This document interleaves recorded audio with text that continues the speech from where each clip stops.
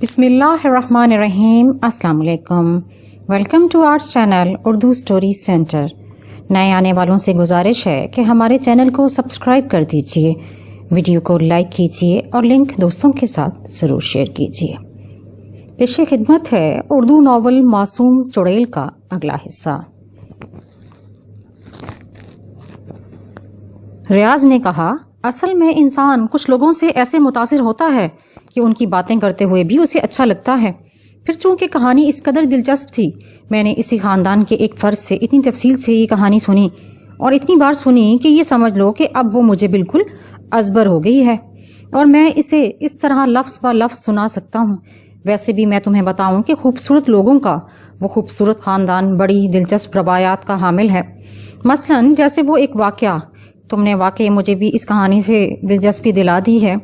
تم یقین کرو میرے دوست، ہو سکتا ہے اس کہانی میں تمہیں تمہاری مشکل کا حل مل جائے۔ میری مشکل کا حل؟ ہاں۔ وہ کیسے؟ اس لیے کہ عظیم اللہ خان کو جو واقعہ پیش آیا وہ ایک طرح سے تمہارے حالات سے کسی قدر مماثلت رکھتا ہے، اس لیے میں تمہیں وہ واقعہ سنا رہا ہوں۔ عظیم اللہ خان کی گھوڑ سواری کے دور دور تک چرچے تھے، خود بھی ایسے بانکے طرح دار تھے کہ ایک بار پڑنے والی نگاہ ہٹائے نہ ہٹتی تھی۔ دیہاتوں کے پنگھٹ پر پانی بھرنے والی نوجوان چھوکریاں ڈول چھوڑ دیتی تھیں، مٹکے ٹوٹ جاتے تھے، نہ جانے کتنے دلوں کا خون کیا تھا، لیکن خود اتنے سادہ لوگ تھے کہ کسی کے دل کا حال معلوم نہ ہوتا تھا۔ حال تو انہیں اپنے دل کا بھی معلوم نہیں تھا، جبھی تو نور النساء کو دیکھنے کے بعد جو دل میں کسک پیدا ہو گئی تھی، ہر چیز سے طبیعت اٹچاٹ ہو گئی تھی۔ اس کا راز نہ جان سکے اور مہینوں سوچتے رہے تھے کہ نہ جانے کیا بیماری لگ گئی ہے۔ نور النساء سے ملاقات بھی عجیب انداز میں ہوئی تھی۔ رحمان پور یا خاندان دور دور تک مشہور تھا، پشتوں کی جاگیر تھی، ہمیشہ کے نواب تھے، لیکن اس خاندان پر ہمیشہ خدا کی رحمت رہی تھی۔ لڑکیاں تو لڑکیاں، لڑکے بھی گائے ہوتے تھے، سب کی پیشانیاں اجلی، سب کے دل ظلم و بربریت سے پاک۔ رایا ہمیشہ ان سے خوش تھی اور آج تک خوش ہے۔ مزارے جان دیتے تھے، ورنہ قریب کی ریاستوں کا حال کسی سے چھپا ہوا تھا۔ طرح طرح سے مزاروں کو ستایا جاتا تھا، عجیب عجیب قانون نافذ ہوتے تھے، اور پھر اوپر سے عیاش فطرت لوگ اکثر بہو بیٹیوں کے اغوا ہوتے رہتے تھے، اکثر المیے جنم لیتے رہتے تھے۔ لیکن رحمان پورہ سے دور، رحمان پورہ تو اس لحاظ سے جنت کی مثال تھا۔ اکثر دور کے لوگ حسرت سے اس کے بارے میں سوچتے تھے، پھر جہاں نیکیاں ہوں وہاں خدا کی رحمت کیوں نہ ہو۔ رحمان پورہ بڑا خوشحال تھا، زمین میں سونا اگلتی تھی، کپاس اور تیل کا کاروبار اس سے بڑا کسی کا نہ تھا۔ تیل کے عوض کے حوض چلتے تھے اور پورے ملک میں تیل سپلائی ہوتا تھا۔ غرض کے خاندان خوب پھل پھول رہا تھا۔ نوابی کا موجودہ بوجھ نواب فہیم اللہ خان کے کندھوں پر تھا، وہی بڑے تھے اور خاندان کے قانون کے مطابق خاندان کا بڑا لڑکا ہی جاگیر کا رکھوالا ہوتا ہے، اور وہ ہوں گے جو اقتدار مل جانے پر خوشی سے پھولے نہ سماتے ہوں گے۔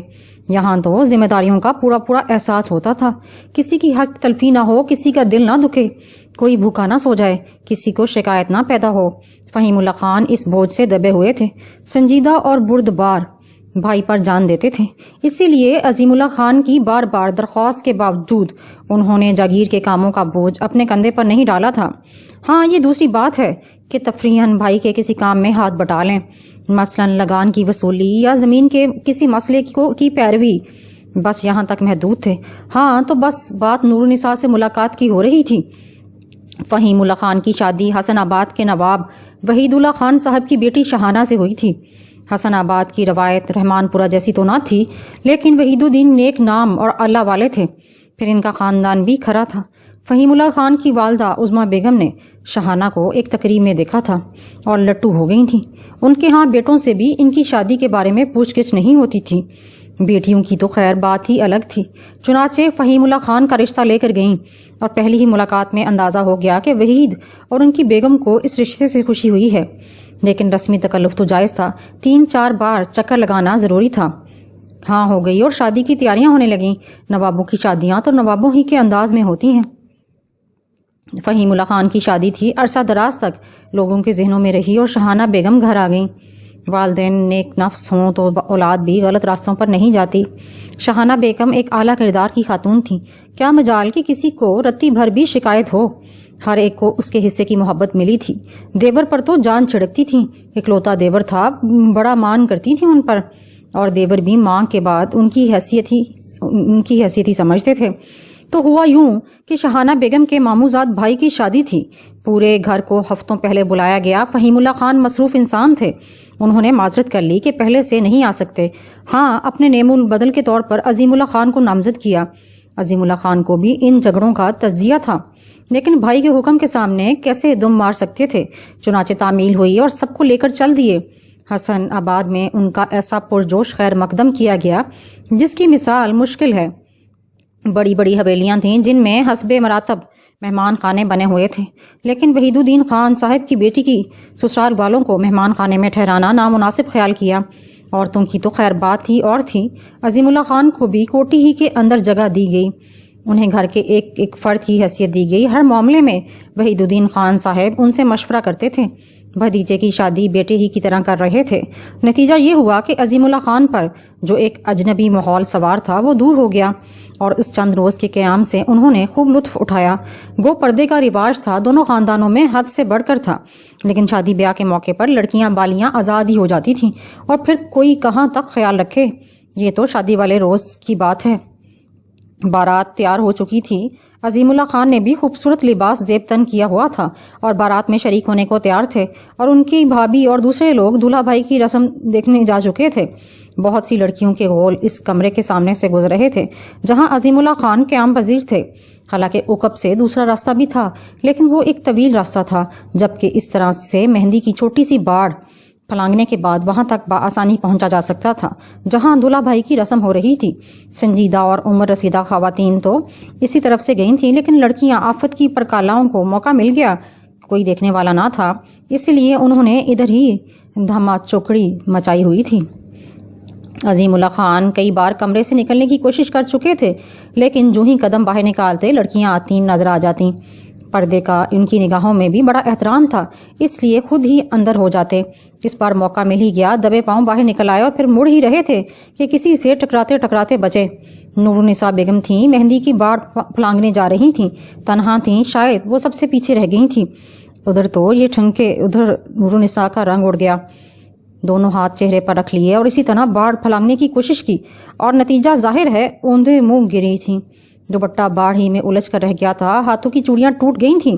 اب ایسا بھی کیا پردہ اور ایسی بھی کیا رسمیں کہ عظیم خان ان کی مدد نہ کرتے۔ بے اختیار دوڑے اور پھول سے بدن کو بازو میں بھر کر اٹھا لیا۔ نرم اور ریشمی بدن کی گدگداہٹیں رگوں پے میں اتر گئیں، حواس باختہ ہو گئے، اور بد حواسی میں بازوؤں کا حلقہ بھی نہ ٹوٹا۔ نور النساء کا چہرہ ان کے چہرے سے صرف چند انچ کے فاصلے پر تھا۔ تب نور النساء کی گھبراہٹ سے ہی جاگے، احساس ہوا، کرنٹ سا دوڑ گیا بدن میں، جلدی سے چھوڑ دیا۔ ادھر نور النساء کی معصومیت، وہ ان کی بجائے ٹوٹی ہوئی چوڑیوں کو دیکھ رہی تھی۔ ہائے اللہ، سب ٹوٹ گئیں، وہ رہانسی آواز میں بولی۔ سب ٹوٹ گئیں؟ عظیم اللہ خان صاحب احمقانہ انداز میں بولے۔ اب کیا کروں؟ نور النساء نے ناک سے شوں شوں کرتے ہوئے کہا اور دونوں ہاتھ سامنے کر دیے۔ ارے خون نکل آیا، عظیم اللہ صاحب نازک کلائیوں پر سرخ موتی جگمگاتے دے کر بولے۔ حواس ان کے بھی درست نہ تھے، لیکن نور النساء کو احساس ہو گیا کہ اس نے ایک ہلکی سی چیخ مار کر منہ چھپا لیا۔ ارے توبہ توبہ! عظیم اللہ صاحب پریشانی سے مڑے اور مہندی کی باڑ پھلانگ گئے، ان کی کھوپڑی ہوا میں معلق تھی۔ میرا دوپٹہ! نور النساء کی آواز عقب سے سنائی دی، اور عظیم اللہ خان نے رخ بدلے بدلے دوپٹہ اٹھایا اور ہاتھ پیچھے کر دیا۔ دوپٹہ لے لیا گیا اور عظیم اللہ اسی طرح کھڑے رہے یہاں تک کہ سامنے سے ایک بازوق خاتون قریب پہنچ گئیں۔ ارے یہاں کیا ہو رہا ہے بیٹا؟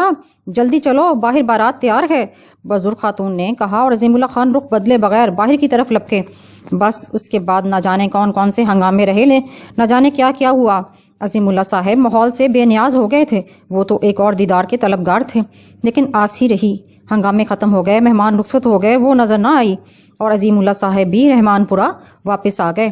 وہی روزمرہ کے معاملات، وہی سب کچھ، لیکن عظیم اللہ کی شخصیت میں خلا پیدا ہو گیا تھا۔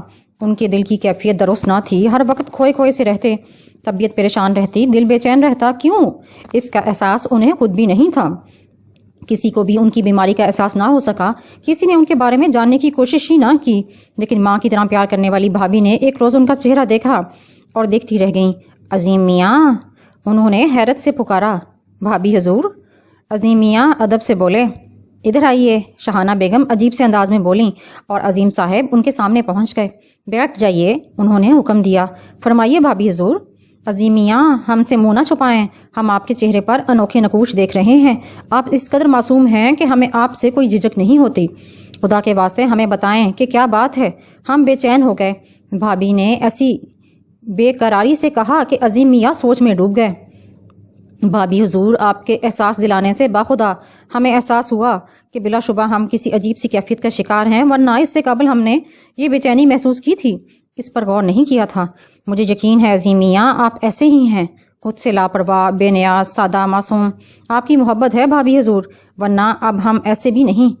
عظیم صاحب مسکراتے ہوئے بولے، آپ کیا ہیں یہ آپ سے بہتر ہم جانتے ہیں، بس آپ ہمیں بتائیں کہ آپ کیوں مضطرب ہیں اور آپ کے چہرے کے یہ رنگ پھیکے کیوں پڑ رہے ہیں۔ بھابھی محبت آمیز سنجیدگی سے بولیں، ہم آپ سے جھوٹ نہیں بولیں گے بھابھی حضور، ہم اس کی جرت ہی نہیں کر سکتے، باخدا ہم خود بھی اس کے بارے میں نہیں جانتے۔ کیا مطلب؟ شاہانہ بیگم حیرت سے بولیں، ہمیں خود نہیں معلوم ہمارا دل کیوں مضطرب رہتا ہے، نہ جانے ہماری آنکھوں میں کیسے کیسے رنگ ابھرتے ہیں، نہ جانے وہ چہرہ کیوں بار بار میری آنکھوں میں ابھرتا ہے۔ چہرہ؟ کس کا چہرہ؟ شاہانہ بھابھی حیرت سے بولیں، ہم نہیں جانتے، ہم انہیں نہیں جانتے بھابھی حضور، بخدا ہم انہیں نہیں جانتے۔ عظیم صاحب بیچارگی سے بولے، کیا کہہ رہے ہیں عظیم میاں، کیسی الجھی گفتگو کر رہے ہیں۔ شاہانہ بیگم پریشانی سے بولیں، ہم آپ سے جھوٹ نہیں عرض کریں گے بھابھی حضور، ہمارے اوپر بھروسہ کریں۔ ہاں ہمیں یقین ہے، لیکن آپ اتنے سادہ ہیں کہ بس خدا کے بندے یہ تو بتائیں کہ وہ کس طرح تمہارے تصور میں آیا، آپ نے کہاں دیکھا اسے؟ میں اس چہرے کی بات کر رہی ہوں۔ بھابھی حضور، عظیم میاں نے گردن جھکا لی۔ اللہ اب کہہ بھی ڈالیے۔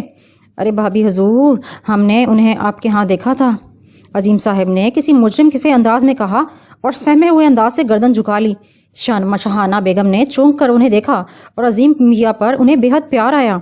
کب؟ شادی کے موقع پر، انہوں نے مسکراتے ہوئے پوچھا۔ جی، عظیم صاحب کے منہ سے سہمی ہوئی آواز نکلی۔ تو گردن اٹھائیے، آپ تو بلا وجہ ویسے ہی شکایت ہے آپ سے۔ بھابھی بدسور مسکراتے ہوئے بولیں، ہم شرمندہ ہیں بھابھی حضور، ہم از حد شرمندہ ہیں، لیکن کس بات پر؟ ہم نے گناہ کیا ہے۔ عظیم میاں ایسی باتیں کریں گے تو میں آپ سے ناراض ہو جاؤں گی، مجھے تو آپ سے یہ شکایت ہے کہ آپ نے اب تک ہم سے یہ بات کیوں چھپائے رکھی؟ کیا ہم آپ کے لیے غیر ہیں؟ ہمارے آپ کے درمیان راز کا رشتہ ہے عظیم میاں، ہم آپ کے لیے وہ ہیں جو دوسرے نہیں ہو سکتے۔ کیا آپ کو ہمارے اوپر اعتماد نہیں ہے؟ کیا ہم اس قابل نہ تھے کہ آپ ہمیں اس راز سے آگاہ کر دیتے؟ بھابھی حضور، عظیم میاں لرزتی آواز میں بولے، ہم نے آپ کے لیے کوئی سزا تجویز کی ہے اور وہ سزا یہ ہے کہ آپ ہمیں پوری تفصیل سچ بتا دیں۔ ہم جانتے ہیں کہ آپ جھوٹ نہیں بولتے اور آپ کو ہماری سزا قبول کرنا پڑے گی۔ اور عظیم میاں نے سہمے ہوئے انداز میں شاہانہ بیگم کو سب کچھ بتا دیا۔ شاہانہ بیگم بار بار ہنسی روک رہی تھیں، پھر انہوں نے غور کرتے ہوئے خود سے کہا، کون ہو سکتی ہے وہ عذرا، افروز، نور، عابدہ؟ کچھ عطا پتہ تو بتائیے۔ ہم نہیں جانتے بھابھی حضور، لباس کیا پہنا ہوا تھا انہوں نے؟ ہم نے صرف دوپٹہ دیکھا تھا۔ نقوش کیسے تھے؟ رنگ کیسا تھا؟ کیا بال گھنگریالے تھے؟ کچھ تو بتائیے۔ اوف! بھابھی غور کرتے ہوئے بولیں، ہم اس سے زیادہ کچھ نہیں بتا سکتے بھابھی حضور۔ عظیم میاں پریشانی سے بولے۔ بھابھی خود پریشان ہو گئی تھیں، بہت دیر تک وہ غور کرتی رہیں، پھر ایک گہری سانس لے کر بولیں، بہرحال آپ فکر نہ کریں عظیم میاں، ہم پر چھوڑ دیں، ہم سب ٹھیک کر لیں گے۔ لیکن بھابھی حضور، ارے بس رہنے دو، اتنے دن تک چھپائے رکھا، ہمیں بھی نہیں بتایا، ہونا تو یہی چاہیے تھا کہ ہم اب ناراض ہو جاتے، لیکن جائیے، ہم نے معاف کیا، ہم آپ کے لیے کچھ کریں گے۔ مجھے فخر ہے بھابھی حضور، آپ میرے اوپر اعتماد کرتی ہیں، پاخدا ہم نے آپ سے کچھ چھپانے کی کوشش نہیں کی، ہمیں تو خود بھی اپنی حالت کا اندازہ نہیں تھا، ہم تو خود فیصلہ نہیں کر پا رہے تھے کہ ہمیں کیا ہو گیا، آپ سے گفتگو کے بعد ہی ہم فیصلہ کن نتیجے پر پہنچے۔ بڑے ہی بھولے ہیں آپ عظیم میاں۔ بھابھی ہنستی ہوئے چلے گئیں اور عظیم میاں ایک سوچ میں گم ہو گئے۔ کیا واقعی کوئی ایسی بات تھی؟ کیا انہیں کچھ ہو گیا ہے؟ اور جب ان لائنوں پر سوچا تو پتہ چلا کہ بہت کچھ ہو گیا ہے۔ وہ حسین چہرہ تو ان کے ذہن سے چپک کر رہ گیا، اس کی یاد، اس کی کسک تو ان کے دل کے گوشے گوشے میں پنہاں ہے۔ بھابھی حضور ان کے نقش و نگار کو پوچھ رہی تھیں، اور وہ نقوش، وہ آواز، وہ انداز تو ان کی رگ رگ میں خون بن کر دوڑ رہا تھا، لیکن بھابھی حضور کے سامنے زبان کیسے کھولی جائے، اور بھابھی حضور کیا کریں گی؟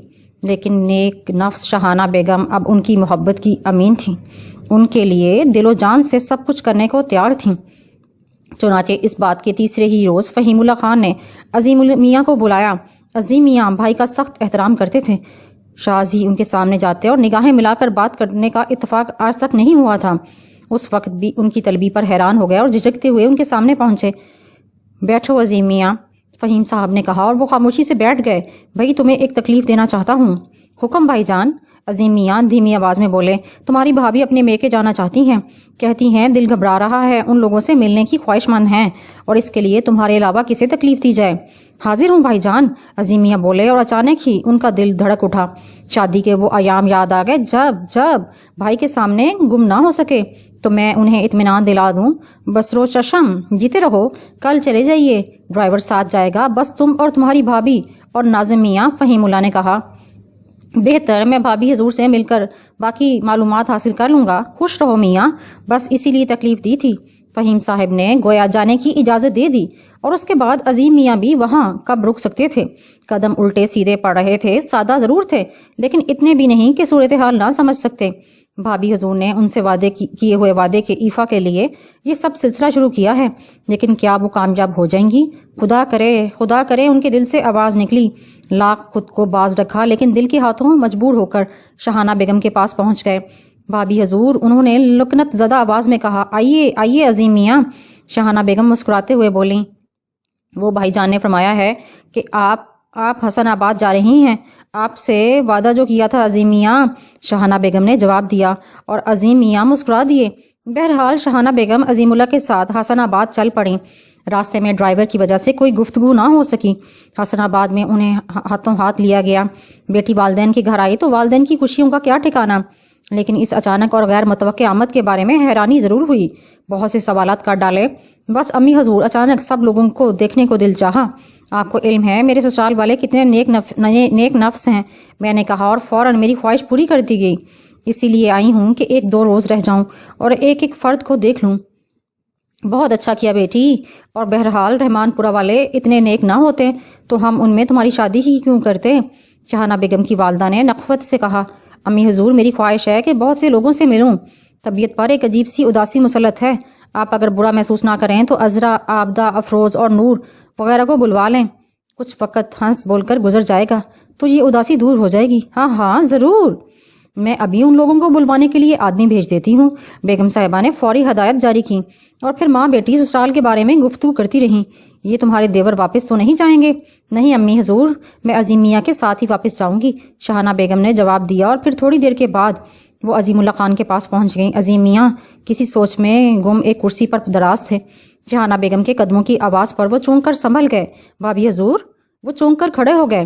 بیٹھو عظیم، کوئی تکلیف تو نہیں ہے؟ نہیں بھابھی حضور، بہت آرام سے ہوں۔ عظیم میاں، گویا یہ ایک اخلاقی جرم ہے لیکن میں اس جرم کی ذمہ داری اپنے شانوں پر قبول کرنے کو تیار ہوں۔ تمہاری محبت میں یہ گناہ اپنے سر لینے کو تیار ہوں۔ سنو، میں نے کچھ لڑکیوں کو بلایا ہے، شام کو کسی بہانے انہیں لے کر پائیں باغ میں آؤں گی۔ براہ کرم انہیں خوب غور سے دیکھنا اور ان خاتون کو ذہن نشین کر لینا، کیا سمجھے؟ کہیں ایسا نہ ہو کہ اپنے بھول پن میں میری ساری محنت ضائع کر دو۔ عظیم میاں کا چہرہ ایک دم سرخ ہو گیا۔ جو ہم کہہ رہے ہیں عظیم میاں وہی کرنا۔ ہم جس وقت پائیں باغ میں آئیں گے شریف کو آپ کے پاس بھیج کر اطلاع دیں گے۔ شریف آپ کے لیے گلوری لائے گا۔ اور عظیم میاں ہنس پڑے۔ آپ ہمارے لیے جو کچھ کر رہی ہیں بھابھی حضور، آپ کا یہ احسان ہم تا حیات نہ بھولیں گے۔ چلیے اچھی بات ہے، کوئی احسان تو ہوگا آپ پر، شاہانہ بیگم ہنستے ہوئے بول رہی ہیں اور عظیم اللہ خان اسی وقت سے شام کا انتظار کرنے لگے۔ شام تھی کہ ہونے کو نہ آتی تھی، دل تھا کہ سینہ سے باہر نکلنے کی جدوجہد میں تھا۔ طبیعت بگڑی ہی جا رہی تھی، لاکھ دل کو سنبھال رہے تھے لیکن اس حسین پیکر کو دیکھنے کا تصور رگو پے میں سنسنی بڑھ کر دوڑ رہا تھا۔ کانوں میں وہی آواز گونج رہی تھی، ہائے اللہ، سب ٹوٹ گئیں۔ صاحب، شریف کی آواز نے انہیں چونکا دیا۔ وہ ہاتھ میں خاصدان لیے کھڑا تھا۔ عظیم اللہ جلدی سے کھڑے ہو گئے، ایک لمحے کے لیے ملازم کی شکل دیکھی اور پھر بیٹھ گئے۔ ٹھیک ہے، رکھ دو، انہوں نے خود پر قابو پاتے ہوئے کہا اور ملازم چلا گیا۔ عظیم نے چوروں کی طرح دروازے تک آ کر ملازم کو جاتے ہوئے دیکھا، پھر دل پر ہاتھ رکھ کر دونوں آنکھیں بند کر لی۔ دل کم بخت تھا کہ پسلیوں کو توڑ کر باہر نکلے جا رہا تھا۔ طبیعت نڈھال ہو رہی تھی لیکن بمشکل خود کو سنبھالا اور لرزتے قدموں سے باہر نکل آئے۔ باغ کے عقبی حصے میں ہوتے ہوئے گھاس کے میدان اور فوارے کے نزدیک کے درخت میں پہنچ گئے جس کی اوٹ سے دوسری طرف دیکھا جا سکتا تھا۔ دل کسی طور پر قابو میں نہیں آ رہا تھا، بہت سے وسوسے جاگ رہے تھے، کوئی دیکھ نہ لے، کیا سوچے گا، تمام عزت خاک میں مل جائے گی، لیکن کسی نہ کسی طرح دل تھامے کھڑے رہے۔ اتنا اندھیرا نہیں ہوا تھا کہ شکلیں نظر نہ آتیں۔ شاہانہ بیگم صاف نظر آ گئی تھیں، ان کے ساتھ دوسرے رنگین لباس بھی تھے۔ سب کچھ بھول گئے۔ عظیم میاں اشتیاق آمیز نگاہوں چہرے کو طواف کر گئیں اور پھر دل فرتے مسرت سے ڈول گیا۔ گلابی غرارہ سوٹ، گلابی چہرہ، ہائے اللہ، سب ٹوٹ گئیں، ہائے اللہ۔ ذہن نے ساتھ چھوڑ دیا، دل دو ہاتھوں سے نکل گیا تھا۔ کسی بات پر مسکرا رہی تھیں اور پھر یہ مسکراہٹ ہنسی بن گئی۔ سب فوارے کے نزدیک پہنچ گئی تھیں۔ سنگ مرمر کے شفاف فرش پر سب کی سب بیٹھ گئیں۔ دوسروں کے تو چہرے ہی نہ دیکھے گئے تھے، نہ جانے کون تھیں، کیسی تھیں۔ آنکھوں نے اپنا کعبہ تلاش کر لیا تھا۔ آج اس حسین چہرے کو بنائی بنا لینے کا ارادہ تھا اور آنکھیں خود بھی جذب کر لینے میں مصروف تھیں۔ شاہانہ بیگم کو اس خطرناک کھیل کا پورا احساس تھا۔ ذرا سی غلطی پر عزت دو کوڑی کی ہو سکتی تھی۔ خود سے زیادہ سسرال والوں کی عزت کا پاس تھا۔ لوگ کیا سوچیں گے؟ چنانچہ زیادہ دیر نہ رکیں۔ اگر عظیم میاں کا جذبہ صادق ہے تو دیکھ لیا ہوگا۔ زیادہ دیر نہ رکیں، خطرہ کیوں مول لیا جائے، واپس چل پڑیں۔ اور عظیم میاں دل پکڑے وہیں کھڑے رہ گئے۔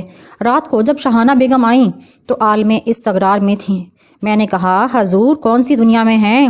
شاہانہ بیگم کی آواز نے چونکا دیا۔ آپ سے زیادہ تردد ہمیں ہے، پہلے بتائیے کام بنا یا نہیں؟ بھابھی حضور، عظیم میاں نے مسکرا کر گردن جھکا دی۔ خدا کا شکر ہے، ورنہ بڑی دقت ہوتی۔ اب اللہ جلدی بتا دیں۔ دھانی لباس؟ نہیں بھابھی حضور، گلابی غرارہ سوٹ، بھابھی نے کہا اور عظیم اللہ خان نے گردن جھکا دی۔ جی۔ عظیم میاں نے بڑی ہمت کر کے کہا، نور النساء۔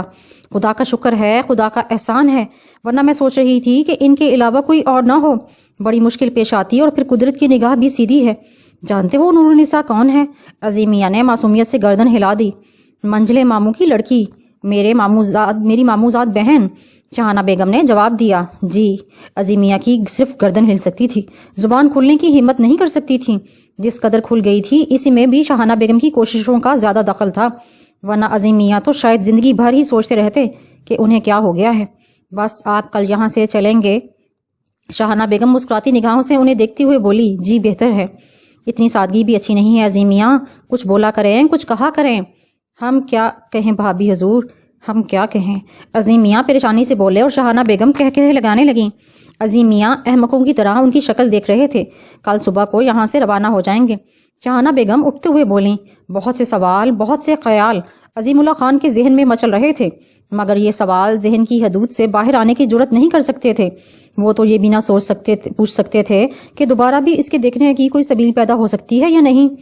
یہ سوال وہ اس وقت بھی نہ کر سکے جب بھابھی میکے سے روانہ ہو رہی تھیں۔ ڈرائیور کے ساتھ خاموشی سے اگلی سیٹ پر بیٹھ گئے اور کار چل پڑی۔ ہاں، جب حسن آباد کی حدود سے نکلے تو دل سے ٹھنڈی سانس نکل گئی تھی۔ شاہانہ بیگم سگے بھائیوں کی مانند عظیم میاں کو چاہتی تھیں، ان کے درد سے واقف ہو گئی تھیں۔ فہیم اللہ کی آغوش میں زندگی کی مسرتوں سے ہمکنار ہو کر ان کے ذہن میں عظیم میاں آ جاتے تھے، جن کے پہلو میں چبھن تھی۔ وہ جلد از جلد اس تکلیف کو رفع کر دینا چاہتی تھیں۔ ایسی ہی ایک رات انہوں نے فہیم اللہ سے کام کی بات چھیڑ دی۔ مصروفیت میں ایسے الجھ گئے کہ آپ کے دوسرے معاملات پر سوچنا ہی چھوڑ دیا۔ خیریت کوئی غلطی ہو گئی کیا؟ میں نے غلطی کے بارے میں نہیں عرض کیا، بھول کی بات کر رہی ہوں۔ کیا بھول گئے ہم؟ عظیم میاں ماشاءاللہ جوان ہیں۔ ہاں پھر شادی نہیں کریں گے ان کی؟ کیوں نہیں کریں گے، لیکن یہ کام تو آپ لوگوں کا ہے، ہم لوگ اپنا کام انجام دیں گے، آپ ابتدا کریں۔ کیسے؟ ہم کیسے ابتدا کریں؟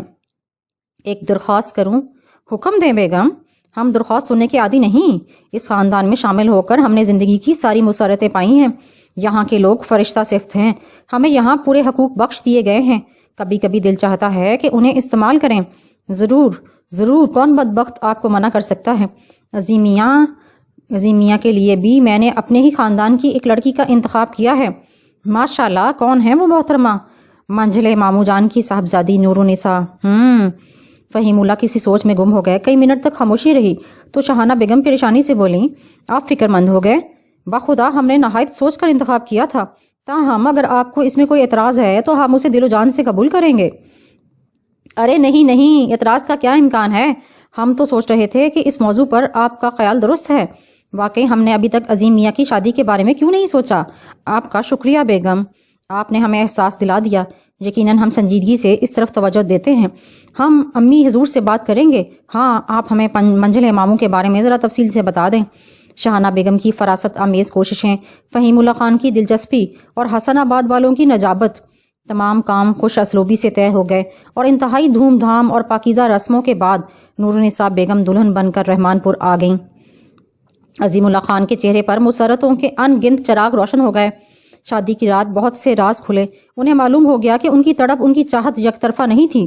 ادھر بھی کچھ تھا، لیکن جو کچھ تھا وہ مرتے وقت بھی زبان پر نہیں آ سکتا تھا۔ لیکن خاموش دعائیں اثر لائی تھیں اور زبان کو مکمل گویائی مل گئی تو سب کچھ کہہ دیا، اور جو کچھ سنا اس کے بعد کسی شے کی حسرت نہ رہی۔ شاہانہ بیگم کا سامنا کرتے وقت ان کی آنکھیں ممنونیت سے جھک جاتیں۔ شادی کے ابتدائی سال بھائی نے بھائی کو بخش دیے۔ عظیم میاں کے سر کوئی ذمہ داری نہیں ڈالی گئی، لیکن اس کے بعد فہیم اللہ خان نے محسوس کیا کہ اب عظیم میاں کو عملی زندگی میں آ جانے کی ضرورت ہے۔ عظیم اللہ خان نے قابل فخر و احترام بھائی کے حکم کو دل و جان سے قبول کیا، اور اب اکثر انہیں نورالنساء سے چند روز کے لیے دور رہنا پڑتا تھا، لیکن دوری اس بے پناہ چاہت کو دو آتشہ بنا دیتی تھی، اور جب وہ واپس آتے تو نورالنساء کو آغوش میں لے کر ایسا سکون محسوس کرتے جس کی کوئی قیمت نہیں لگائی جا سکتی تھی۔ اس دن بھی وہ اپنے خوبصورت گھوڑے پر سوار ہو کر اپنے ایک گاؤں جا رہے تھے۔ ان کے ساتھ دو ملازم بھی تھے جو ان کے پیچھے پیچھے گھوڑوں پر آ رہے تھے۔ مالیانہ وصول کرنا تھا۔ گھر سے نکلتے ہوئے دیر ہو گئی تھی، لیکن عظیم میاں نے یہ کام دوسرے روز پر نہیں اٹھایا تھا، بلکہ ملازم ساتھ لے کر چل پڑے تھے۔ سورج آدھے ڈھلان سے گزر چکا تھا، 20-22 کوس کا فاصلہ تھا۔ راستہ بھی زیادہ اچھا نہ تھا، لیکن بھائی نے چونکہ آج ہی حکم دیا تھا اس لیے تعمیل ضروری تھی۔ ہاں، واپسی میں دیر ہو جاتی تو کوئی بات نہیں تھی۔ فہیم اللہ خان کو اگر یہ بات معلوم ہو جاتی کہ اس وقت سفر شروع کیا جا رہا ہے تو وہ کبھی اجازت نہ دیتے، کیونکہ خراب راستے سے خوب واقف تھے۔ راستے میں چھوٹی سی ندی بھی پڑتی تھی جس کے درمیان سے ہو کر گزرنا پڑتا تھا۔ یہ ندی چھچوری ندی کے نام سے مشہور تھی۔ اس کے مزاج کا بھی پتہ نہ تھا۔ صبح کو گزرو تو ٹخنوں پانی سے زیادہ نہ ہوتا، اور شام کو دیکھو تو سیلاب کی کیفیت۔ بہرحال اسے عبور کرتے ہوئے محتاط رہا جاتا تھا، اور عموماً دن میں بھی لوگ اسے عبور نہیں کرتے تھے، کیونکہ اس کے بارے میں بہت سی روایتیں مشہور تھیں۔ دیہاتوں میں جن بھوتوں کی داستانیں عام ہوتی تھیں اور لوگ ان سے کافی متاثر ہوتے ہیں۔ عظیم میاں تو خیر کسی حد تک روشن خیال تھے۔ کسی حد تک سے مراد یہ، چونکہ خود ان کا بھی ابھی تک ایسا سابقہ نہیں پڑا تھا۔ دوسروں سے واقعات سن کر یقین ضرور کر لیتے تھے، لیکن خاص طور پر خوفزدہ نہیں تھے۔ البتہ بزرگوں کو اس سلسلے میں کافی تجربہ تھا۔ خود میاں عظیم کی نانی سے تو ایک جن کی دوستی بھی رہ چکی تھی۔ بہت سے لوگ اس بات کی گواہی دیتے تھے۔ عظیم میاں کے لیے یہ قصے دلچسپ تھے۔ اکثر کہتے تھے کہ مجھے بھی جن بھوت دیکھنے کا بڑا اشتیاق ہے۔ انہیں اشتیاق ہوگا، لیکن ان کے ساتھ آنے والے ملازمین اس قدر روشن خیال نہیں تھے۔ انہیں بھوتوں سے ملاقات کا اشتیاق نہ تھا۔ چنانچہ اس وقت بھی ان کے چہروں پر 12 بجے ہوئے تھے، اور وہ سوچ رہے تھے رات کو چھچوندری ندی کیسے پار کی جائے گی۔ وہ تمام روایات ان کے ذہن میں تازہ ہو گئیں جو اس ندی سے وابستہ تھیں۔ عظیم میاں کے انداز سے یہ ظاہر نہ ہو رہا تھا کہ وہ رات میں رکنے کی کوشش کریں گے۔ ان کا گھوڑا اطمینان سے آگے بڑھ رہا تھا۔ آخر سورج ڈوب گیا اور اندھیرا تیزی سے پھیلنے لگا۔ پرندوں کی ڈاریں واپسی کا سفر طے کرتی ہوئی نظر آنے لگیں۔ ابھی ندی کافی دور تھی جب مجبوراً شمسو نے اپنے گھوڑے کی ایڑ لگائی اور عظیم میاں کے قریب پہنچ گیا۔ چھوٹے میاں، اس نے ہچکچاتے ہوئے انداز میں انہیں آواز دی، اور عظیم میاں نے گھوڑے کی رفتار سست کر دی۔ کیا بات ہے، تھک گئے شمسو؟ نہیں سرکار، چھچوندری ندی۔ اوہ، میں سمجھ گیا شمسو، کیا تم نے کبھی بھوت دیکھے ہیں؟ سرکار راستے میں ایسی باتیں نہیں کرتے، شمسو نے خوفزدہ انداز میں کہا۔ نہ جانے تم لوگ اتنے ڈرپوک کیوں ہوتے ہو۔ اچھا، رمضان کو آواز دو۔ شمسو نے رمضان کو آواز دی اور رمضان قریب آیا۔ کیا خیال ہے رمضان، کیا آج رات چھچوندری ندی کے بھوتوں سے ملاقات کی جائے؟ سرکار، خدا کی قسم، سرکار ایسی باتیں نہ کریں راستے میں۔ ارے تم دونوں پاگل ہو، لیکن کان کھول کر سن لو، آج رات چھچوندری ندی کے کنارے قیام کیا جائے گا۔ دن کی روشنی میں ہم ندی پار کریں گے۔ مر جائیں گے سرکار، دونوں ملازموں نے کانپتے ہوئے کہا۔ فکر مت کرو، میں تمہاری لاشیں نہایت احترام سے دفن کرا دوں گا، تمہیں کوئی تکلیف نہ ہوگی۔ عظیم اللہ بھی تفریح کے موڈ میں تھے اور انہوں نے گھوڑے کو ایڑ لگا دی۔ گھوڑا تیز ہو گیا۔ مجبوراً دونوں ملازموں کو بھی ان کا ساتھ دینا پڑا۔ رات خاصی گہری ہو گئی۔ اب تو راستہ بھی صاف نظر آ رہا تھا۔ درختوں کے جھنڈ بھورتوں کے گروہ معلوم ہو رہے تھے۔ ملازموں کی حالت خراب تھی اور تھوڑی دیر کے بعد تو گھوڑے بھی اڑنے اور ٹھوکریں کھانے لگے۔ لیکن عظیم میاں نے ندی کے کنارے پہنچ کر ہی دم لیا اور پھر ندی سے چند گز دور برگد کے درخت کے نیچے انہوں نے گھوڑے کی کمر چھوڑ دی۔ ملازم بھی نیچے اتر گئے، لیکن کیفیت یہ تھی کہ پتا بھی سرسراتا تو ان کے رونگٹے کھڑے ہو جاتے۔ عظیم میاں نے برگد کی لٹکی ہوئی ایک شاخ سے گھوڑا باندھ دیا اور پھر ملازموں کی طرف دیکھ کر بولے، تم بھی گھوڑے باندھ دو۔ چھوٹے میاں، درخت کے نیچے مناسب نہیں ہے۔ رمضان نے لرزتے ہوئے لہجے پر قابو پاتے ہوئے کہا، تو پھر ان کی رسی اپنی کمر سے باندھ کر آرام کرو۔ عظیم میاں نے لاپرواہی سے کہا اور خود ایک جگہ بیٹھ کر جوتے کھولنے لگے۔ پانی کی چھاگلیں اور دوسرا سامان ساتھ تھا۔ انہوں نے پاؤں دھوئے اور پانی پی کر درخت کے نیچے جا بیٹھے۔ ملازموں کی شکلیں نظر نہیں آ رہی تھیں، البتہ ان کے ہیولے دیکھے جا سکتے تھے۔ انہوں نے گھوڑوں کی لگامیں پتھروں سے دبا دی تھیں اور ان کے پاس ہی بیٹھے تھے۔ غلطی کی رمضان، کم از کم لالٹین تو ساتھ لے ہی لی ہوتی۔ ہاں، غلطی ہو گئی سرکار۔ تم اتنی دور کیوں بیٹھے ہو؟ یہاں آ جاؤ۔ سرکار، خدا کے واسطے درخت کے نیچے سے نکل آئیے، شمسو نے کہا۔ ارے یہ بڑی آرام دہ جگہ ہے، شمسو تم لوگ تو آؤ یہاں۔ نہیں سرکار، معاف کر دیجئے، اندھیری رات میں درخت کے نیچے بیٹھنا مناسب نہیں۔ شمسو خوف کے مارے گستاخ بھی ہو گیا۔ اس کے بعد عظیم میاں نے اصرار نہیں کیا، البتہ ان کے ذہن میں اس وقت شرارت آ رہی تھی۔ ان دونوں کے خوف پر انہیں ہنسی آ رہی تھی۔ کوئی خاص بات نہیں تھی، صرف تاریکی تھی۔ اس کے علاوہ اس بات کا انہیں بخوبی علم تھا کہ اس علاقے میں درندے بالکل نہیں ہیں، البتہ گیدڑوں کی بہتات ہے اور بعض اوقات راہگیر انہی سے خوفزدہ ہو جاتے ہیں۔ رات کے محافظوں کی آوازیں دور سے آ رہی تھیں اور کمزور دل آدمیوں کے لیے یہ آوازیں بھی خوفناک تھیں۔ رمضان اور شمسو ایک دوسرے کی طرف کھسکتے رہے، پھر شاید وہ ایک دوسرے سے چمٹ ہی گئے، کیونکہ تاریکی میں نظر آنے والے دھبے اب ایک ہو گئے تھے۔ دیوانے کہیں کے، عظیم نے سوچا اور گھوڑے کی زین چڑھانے رکھ کر سو گئے۔ ان کا ارادہ آرام سے سونے کا تھا۔ مرتے رہے یہ دونوں بیوقوف۔ انہوں نے آنکھیں بند کر لیں اور ان کے ذہن میں نور النساء ابھر آئیں۔ نور النساء، انہوں نے محبت سے سوچا، آرام سے سونے کے لیے لیٹ گئی ہوگی۔ محبت کرنے والی سادہ اور معصوم سی لڑکی، ابھی خود بھی زیادہ عمر نہیں ہے، لیکن نہ جانے کیوں اولاد کی اس قدر خواہش ہے، اسے ننھے بچوں سے پیار ہے۔ لیکن وہ شاہانہ بیگم کے بچوں کو پیار نہیں کرتی، ان کی کسی معصوم حرکت پر صرف اخلاقاً مسکرا دیتی ہے، وہ بھی اس وقت جب بھائی جان یا بھابھی جان موجود ہوں، ورنہ ان کے پیچھے تو وہ ان پر توجہ بھی نہیں دیتی۔ یہ بات عظیم میاں نے خاص طور پر محسوس کر لی تھی، تو کیا بھائی اور بھابھی جان نے بھی محسوس کی ہوگی؟ اور اگر انہوں نے بھی اپنے بچوں سے نور النساء کی بے اعتنائی محسوس کر لی تو کیا سوچیں گے؟ انہوں نے اس طرح سے سوچا، کسی وقت موقع نکال کر نور النساء سے اس بارے میں بات کی جائے، برا نہ مان جائیں۔ برا کیوں مانیں گی؟ ان سے دوہرا رشتہ ہوتا ہے۔ عجیب بیوقوف سی لڑکی ہے، شادی کو ابھی 3 سال ہی تو ہوئے ہیں اور ابھی سے اتنی بےتاب کھل کر کہہ چکی ہے کہ اسے بچے کی آرزو ہے۔ پگلی کہیں کی، بچی ہے، ابھی بچی ہے، تنہا اسے بھی نیند نہیں آ رہی ہوگی۔ انہوں نے کروٹ بدلی۔ مخملوں پر سونے والے کو زمین پر کیا آرام ملتا، لیکن بہرحال وقت گزارنا تھا اور وقت گزارنے کے لیے نور النساء کا تصور خوب تھا۔ در حقیقت نور النساء عظیم میاں کو بہت چاہتی تھی۔ شادی کے بعد اس نے اعتراف کیا تھا کہ اس روز کا حادثہ جب پہلی بار ان کی ملاقات عجیب انداز میں ہوئی، صرف عظیم میاں کے لیے ہی نہیں بلکہ ان کے لیے بھی یادگار تھا۔ کئی دن تک وہ انہیں یاد کرتی رہی تھیں اور پھر جب اسے معلوم ہوا کہ اس کی شادی ہو رہی ہے تو وہ چھپ چھپ کر خوب روئی۔ سب اس کا مذاق اڑاتے تھے، کہتے تھے کہ ایک دن تو گھر چھوڑنا ہی پڑتا ہے، لیکن کسی کو کیا معلوم کہ اس کے آنسو کیوں امڑ رہے ہیں، کسی کو کیا معلوم کہ کس کی صورت اسے رلا رہی ہے۔ اسے آخر تک پتہ نہ چل سکا کہ اس کی شادی اسی سے ہو رہی ہے جس کے لیے وہ تڑپ رہی ہے، اور جب حجرہ عروسی میں تن با تقدیر ہو کر اس نے پہلی بار اپنے مجازی خدا کی صورت دیکھی تو وہ کانپ گئی۔ وہ یہی سمجھی کہ اس کا تصور شدت اختیار کر گیا۔ اسے خوف نے پکڑ لیا کہ کہیں اس کا شریک حیات اس کے دل کا چور نہ پکڑ لے۔ اس نے خود کو سنبھالا، لیکن پے در پہ دھوکے اس کی سمجھ میں نہ آئے، اور پھر جب شک کے بینائی کو شکست نہ دے سکا تو پھر اس نے خوب غور سے دیکھا اور اس کے دل میں مسرتوں کے سوتے کھل گئے۔ اس نے تصور میں اپنے معبود کو سجدہ کیا جس نے اس کی بن مانگی دعائیں قبول کر لیں، اور اس کے بعد بھی اس کی محبت کا کیا ٹھکانا۔ عظیم میاں نے جب اپنی کہانی سنائی تو خوشیاں دوبالا ہو گئیں، اور اس کی محبت کا پہلا سال پلک جھپکتے گزر گیا۔ پورا گھر محبت کا گہوارہ، ہر ایک کی آنکھوں کا تارا۔ لیکن دوسرے سال ایک اور خواہش نے جنم لیا۔ یہ بچے کی آرزو تھی۔ پہلے اس نے اشاروں سے کنائیوں میں عظیم میاں سے تذکرہ کیا، کہ کوئی خرابی نہ ہو کسی عمدہ سی دائی کو دکھایا جائے، شہر چل کر کسی ڈاکٹر سے مشورے کیے جائیں، لیکن اس کی کیا ضرورت ہے؟ نور، خدا کا شکر کرو ابھی سے نہیں پھنسی، ورنہ لڑکیاں تو ایسا معلوم ہوتا ہے کہ تیاری بیٹھی ہوتی ہیں، کب شادی ہو اور کب ماں بن جائیں۔ عورت کا صحیح مقام یہی ہوتا ہے، تو تمہیں تمہارا مقام مل جائے گا۔ خدا نخواستہ تم میں کچھ کمی ہے نا؟ مجھ میں؟ ممکن ہے میں ہی ٹھیک نہ ہوں، وہم ہے تمہارا، بس بلا وجہ بہل جاتی ہے، لیکن 2-4 روز کے لیے، اس کے بعد پھر وہی تقاضے۔ شہانہ بیگم کے 2 بچے تھے، ایک لڑکا اور ایک لڑکی، پیارے پیارے گھر بھر کی خوشیوں کے امین، لیکن نورالنساء ان سے کوئی رغبت نہ رکھتی تھی، بلکہ بعض اوقات تو وہ ایک عجیب فطرت کا مظاہرہ کرتی تھی، اور اس مظاہرے سے عظیم میاں پریشان ہو جاتے تھے۔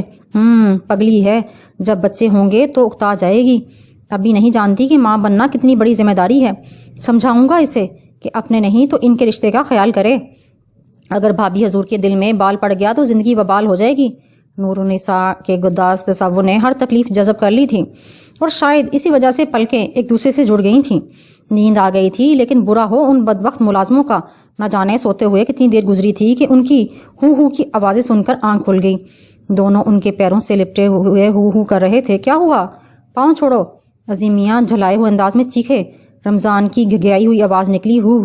شمسو نے اس کا جواب دیا، اور عظیم میاں کے پیروں پر ان کی گرفت مضبوط ہو گئی۔ عظیم میاں نے ایک جھٹکے سے ان سے پیر چھڑا لیے۔ ہو کے بچوں، کچھ بکو گے بھی؟ وہ غسیلے انداز میں چیخے۔ سار کار آر ہی ہو۔ شمسو نے زبان قابو میں کرنے کی کوشش کی، لیکن الفاظ زبان کی گرفت میں نہ تھے، وہ بری طرح کانپ رہا تھا۔ ارے بھوت دیکھ لیا کیا؟ عظیم میاں صاحب کو ان کی حالت پر ہنسی آ گئی، لیکن انہیں اس بات کی امید نہ تھی کہ وہ دونوں بھوت کا نام سن کر ان پر حملہ آور ہو جائیں گے۔ عظیم میاں کے منہ سے بھوت کا نام سن کر ہی وہ چیخے مار کر ان سے لپٹ گئے۔ عظیم میاں گرتے گرتے بچے، ہوش میں آؤ تم لوگ، کیا بدتمیزی ہے؟ وہ ڈپٹ کر بولے، اور وہ دونوں ان سے جدا ہو کر کانپنے لگے، لیکن اب ان کے منہ سے نکلنے والی آوازیں بند ہو گئی تھیں۔ شمسو، عظیم میاں نے اسے پکارا۔ سرکار۔ شمسو کی آواز اب بھی بمشکل ہی نکلی تھی۔ ہوش میں آ کر بتا کیا بات ہو گئی؟ سرکار، ہم دونوں کو نیند نہیں آ رہی تھی، ہم ایک دوسرے سے چمٹے ہوئے بیٹھے تھے، بس ذرا آنکھ لگی تو کسی نے پیچھے سے میری قمیض پکڑ کر کھینچی اور میری آنکھ کھل گئی۔ تب سرکار میرے کان کے قریب کوئی ہنس پڑا اور میری آواز نکل گئی۔ رمضان نے بتایا، قمیض کھینچی، ہنس پڑا؟ عظیم صاحب نے کہا، اور پھر وہ بے ساختہ ہنس پڑے۔ وہ سمجھ گئے تھے کہ یہ ضرور کسی گیدڑ کی کارستانی تھی، بعض اوقات اس کی آواز انسانی قہقہوں سے مشابہ ہوتی ہے۔ اور تجھے کیا ہوا تھا شمسو؟ انہوں نے شمسو سے پوچھا۔ کچھ نہیں عظیم میاں، میں اس کی آواز سن کر ڈر گیا تھا، شمسو نے جھپتے ہوئے انداز میں جواب دیا۔ عظیم میاں دیر تک ہنستے رہے، پھر انہوں نے وقت کا تعین کیا۔ چاند کی 20 تاریخ تھی، گویا پچھلی راتوں کا چاند تھا، لیکن اب ماحول پر وہ تاریکی مسلط نہ رہی، ابھی کافی رات باقی تھی اور اتنی دیر تک جاگنا فضول تھا۔ چنانچہ انہوں نے سنجیدگی سے کہا، دیکھو تم لوگ شرافت سے سو جاؤ، پھر چیخ پکار کرنی ہے تو یہاں سے اتنی دور چلے جاؤ کہ تمہاری آواز میرے کانوں میں نہ آ سکے۔ اگر اس بار تم نے کوئی گڑبڑ کی تو اچھا نہ ہوگا۔ سرکار ہم مر جائیں گے، شمسو کراہا۔ تو پھر یہاں میرے نزدیک لیٹ جاؤ، درخت کے نیچے سرکار۔ شمسو نے ڈرتے ڈرتے اوپر نگاہ ڈالی۔ میرا بس چلے تو 10-20 بھوت تمہارے اوپر چھوڑ دوں۔ نہ جاؤ تم، میں ہی چلا جاتا ہوں۔ عظیم میاں پھر جھلا گئے۔ عجیب گدھوں کو ساتھ لے آئے تھے جو سو رہے تھے، نہ سونے دے رہے تھے۔ وہ اٹھے اور یوں ہی ایک طرف چل پڑے۔ عظیم میاں کی نیند خراب ہو گئی تھی، درندے تو تھے نہیں جو خوف کی بات ہوتی۔ وہ برگد کے درخت سے خاصے آگے نکل آئے۔ چاند اب کافی ابھر آیا تھا اور چاندنی نے درختوں سے اٹکیلیاں شروع کر دی تھیں اور درختوں سے چھن چھن کر زمین پر پہنچ رہی تھی۔ عظیم میاں آگے بڑھتے رہے۔ نزدیک ہی کہیں چنے کے کھیت موجود تھے۔ چنے کے ساگ کی کھٹی کھٹی لیکن سوندھی سوندھی خوشبو ہواؤں کے دوش پر لہراتی ہوئی اس طرف آ گئی تھی۔ نہ جانے کیوں یہ خاموش اور پراسرار ماحول عظیم میاں کو بے حد دلکش محسوس ہوا۔ وہ بے خیالی میں آگے بڑھتے رہے۔ درختوں کے سلسلے کے بعد ایک چھوٹا سا میدان پڑتا تھا۔ اس میدان کے درمیان پیپل کا ایک درخت تنہا کھڑا تھا، لیکن درخت کے تنے میں روشنی دیکھ کر وہ چونک پڑے۔ انہوں نے غور سے روشنی کو دیکھا۔ کسی تھال میں 2 چراغ جل رہے تھے۔ ہوا اچھی خاصی چل رہی تھی، یہ چراغ بجھتے کیوں نہیں؟ انہوں نے سوچا اور انہیں قریب سے دیکھنے کی خواہش ان کے دل میں جاگ اٹھی۔ ہندو رسم و رواج سے بخوبی واقف تھے۔ انہیں علم تھا کہ ہندو پیپل کو پوجتے ہیں۔ کسی عقیدت مند نے اس ویرانے میں یہ چراغ روشن کیے ہوں گے، لیکن یہ نہ بجھنے والے کیسے ہیں؟ وہ آہستہ قدموں سے پیپل کے درخت کی جانب چل پڑے۔ تھوڑی دیر کے بعد اس کے قریب پہنچ گئے۔ پیتل کے بڑے سے تھال میں دونوں کناروں پر چراغ جل رہے تھے۔ درمیان میں سندور، چندن اور مہندی کے پتے رکھے تھے۔ چراغ بالکل عام تھے، کوئی خاص بات نہ تھی ان میں۔ انہوں نے شانے اچکائے، عجیب بات تھی۔ اور پھر وہ ایک گہری سانس لے کر پلٹنے ہی والے تھے کہ انہوں نے اپنے عقب میں گھنگروں کی ایک آواز سنی۔ وہ ایک دم اس آواز کو سن کر اچھل پڑے۔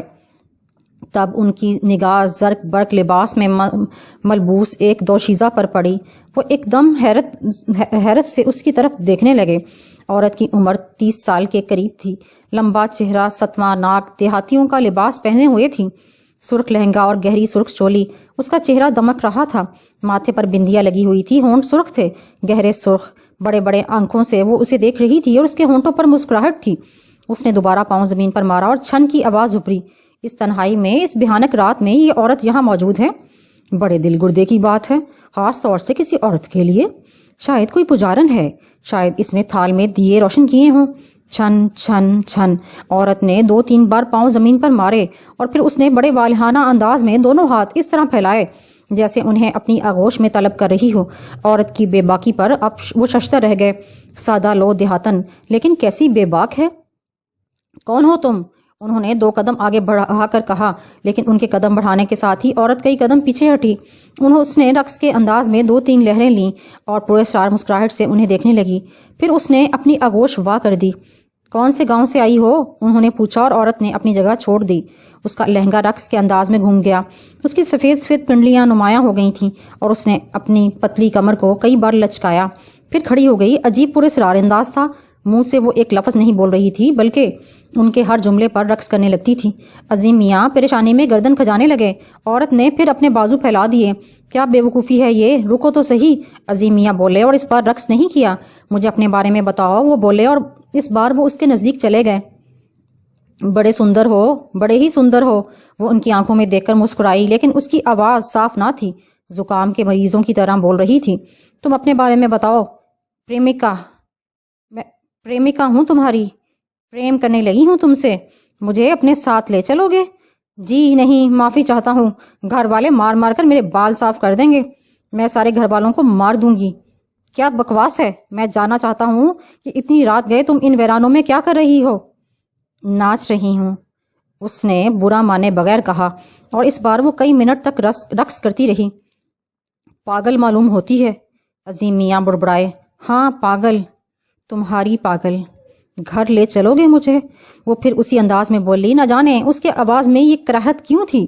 یوں بھی وہ خوبصورت چہرے کی مالک نہیں تھی، رنگ صاف تھا، آنکھیں بڑی بڑی تھیں، لیکن چہرے پر ایک عجیب سی کراہت برستی تھی۔ بکواس مت کرو، میں صرف تمہارا گاؤں معلوم کرنا چاہتا تھا، نہیں بتاتی تو نہ صحیح۔ عظیم میاں وہاں سے چل پڑے۔ سنو تو میری جان، ہائے تمہارے بنا تو میرا رنگ میلا ہو جائے گا۔ وہ چھن چھن کرتی ہوئی عظیم میاں کے راستے میں آ گئی۔ راستے سے ہٹ جو فاحشہ، تم یقیناً بے راہ رو ہو، تمہاری باتیں عورتوں کی باتیں نہیں ہیں۔ ہائے میرا بدن تو دیکھو، ہرا ہے۔ اس نے چولی کے بند کھول دیے اور اس کے سفید سینے سے چولی نیچے گر پڑی۔ لاحول والا قوت، عظیم صاحب کی آنکھیں جھک گئیں۔ عورت بڑے فحشانہ انداز میں اپنے سینے کی نمائش کر رہی تھی۔ عظیم میاں نے تیزی سے رخ بدلا، لیکن وہ جدھر بھی جاتے وہ ان کے راستے میں آ جاتی۔ اس کے گھنگرو کی چھن چھن دور دور تک گونج رہی تھی۔ عظیم میاں پریشان ہو گئے۔ میری طرف تو دیکھو پریمی، میں تم سے پریم کرنے لگی ہوں، دیکھو میں جوان ہوں، میں نے کہا۔ اس نے کچھ اور حرکت کی اور اب وہ بالکل برہنہ تھی۔ عظیم میاں جھلا گئے۔ اس بار وہ اس کے قریب پہنچے تو انہوں نے اسے دھکا دیا اور وہ گر پڑی۔ اس کے گرتے ہی عظیم میاں دوڑ پڑے، لیکن عقب میں انہیں گھنگروں کی چھن چھن بھی دوڑتی سنائی دے رہی تھی۔ سنو تو، ارے سنو تو میری جان، آج رات نہ جاؤ آج کی رات، مجھے گھر لے چلو، اب میرا دل یہاں نہیں لگے گا۔ اس کی منحوس آواز سنائی دے رہی تھی اور عظیم میاں دوڑ رہے تھے۔ تب وہ رمضان اور شمسو کے پاس پہنچ گئے۔ دونوں بے وقوف اب بھی جاگ رہے تھے۔ عظیم میاں کو دیکھ کر چیختے ہوئے کھڑے ہو گئے۔ کیا ہوا؟ دونوں نے بیک وقت پوچھا۔ تمہارا سر، اس عورت کو بھگاؤ یہاں سے۔ عورت کہاں ہے؟ دونوں چاروں طرف دیکھنے لگے۔ اندھے ہو گئے ہو، نظر نہیں آ رہی؟ عظیم میاں چیخے، لیکن ملازموں کے چہرے سے حیرت عیاں تھی۔ عظیم میاں نے پلٹ کر دیکھا، پھر ایک گہری سانس لے کر رہ گئے۔ اب وہ موجود نہ تھی، حالانکہ اس کے پیچھے تک یہاں تک دوڑتی آئی تھی۔ سرکار کیا آپ کو کوئی عورت نظر آئی تھی؟ عظیم میاں سخت پریشان تھے، لیکن ان گدھوں سے اس واقعے کا تذکرہ کر کے اور کوئی مصیبت مول نہیں لینا چاہتے تھے، اس لیے بے تکے طرز میں ہنس پڑے۔ سرکار ایسے نہ ہنسیے، کیا کوئی عورت نظر آئی تھی آپ کو؟ گدھے ہو تم لوگ، یہاں کسی عورت کا کیا کام؟ انہوں نے کہا۔ اوہ، تو آپ ڈرا رہے تھے ہمیں، اور تم ایسے احمق ہو کہ ڈر رہے ہو؟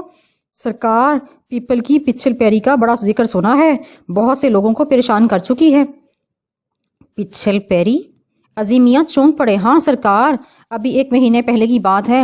رمضان کوئی واقعہ سنانے لگا، لیکن عظیم میاں کے کانوں میں اس کی آواز سنائی نہیں دے رہی تھی۔ اس کا ذہن تو پچھل پیری کی گردان کر رہا تھا۔ افسوس انہوں نے اس کے پیروں پر نگاہ نہیں کی تھی۔ یقیناً کوئی ایسی ہی بات تھی۔ ان کے جسم میں ایک سرد لہر دوڑ گئی، لیکن نہ ڈر آدمی تھے زیادہ حاوی نہ ہونے دیا، اور اس کے بعد بقیہ رات آنکھوں میں ہی گزار دی۔ خدا کر کے صبح ہوئی، کوئی دوسرا کام کیے بغیر انہوں نے ندی پار کی اور چل پڑے۔ دونوں ملازموں کی جان میں جان آ گئی تھی، ان کا بس نہ تھا کہ گھوڑوں کے پر لگا دیتے۔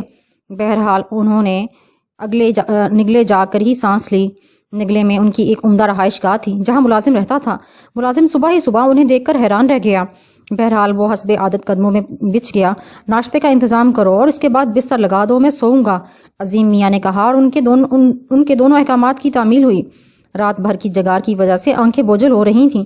شمسو اور رمضان کو بھی سونے کی ہدایت کی اور ملازم سے کہا کہ ان کی آمد کی اطلاع دے دے۔ بستر پر لیٹنے کے بعد خیالات کے ہجوم نے یلغار کی، لیکن پھر نیند تمام چیزوں پر حاوی ہو گئی اور وہ سو گئے۔ شام کو 3 بجے آنکھ کھلی۔ بہرحال نیند پوری ہو گئی، نہائے دھوئے اور تیار ہو گئے۔